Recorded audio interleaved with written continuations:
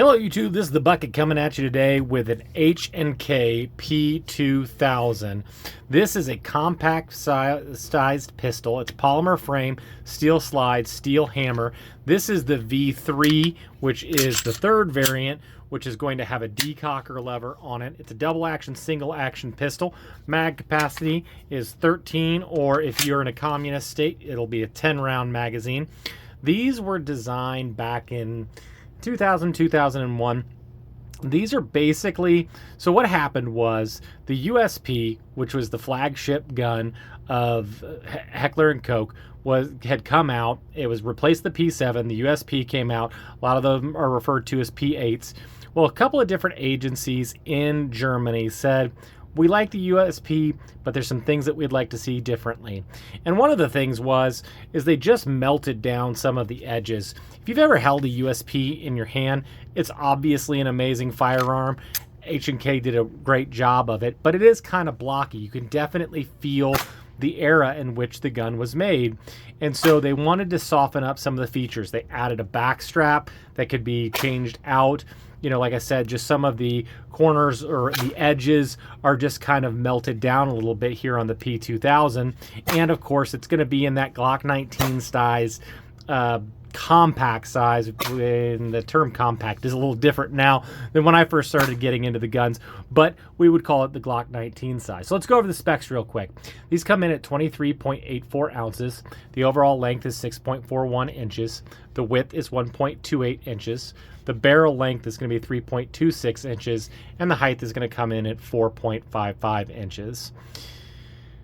These are really great guns. But they definitely feel their era. You know, this comes from a bygone era before the SIG 365, before the micro compact revolution, and even before the P30 or the VP9.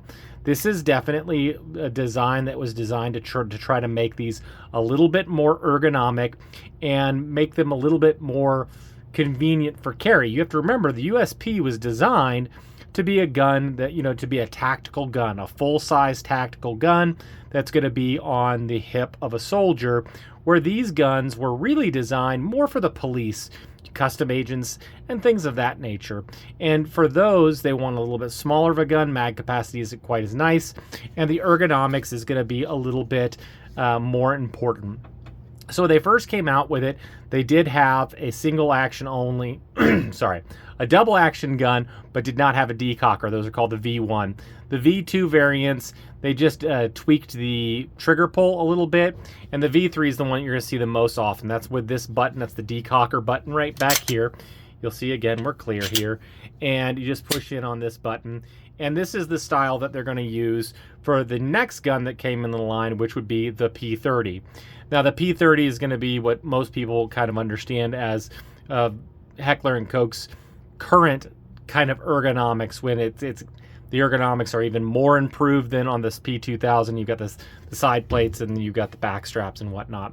This is kind of a cool little tweener gun because it definitely feels a lot like a USP. You definitely get that kind of older style feel to it.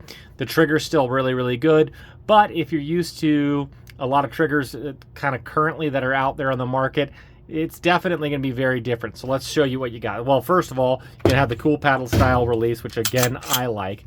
So when you've got the gun and you've got it in single action, that's the hammer back, you're going to have a whole bunch of slop right there. And then you're going to come to a nice crisp wall, and then just a little bit of creep, and it's going to break.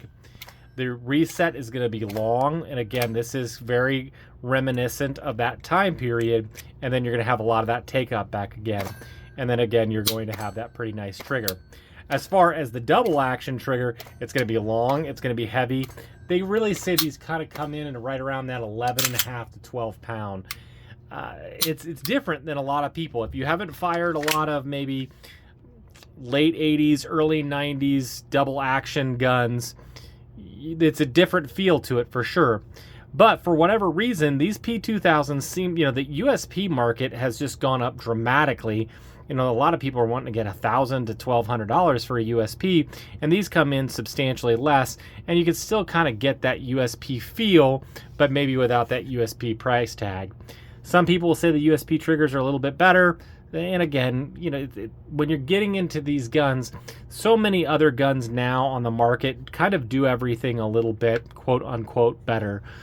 When you're buying a H&K like this, you're buying it for kind of the nostalgia of what is offered with it. So, you know, I think it's a great option for some of those other people.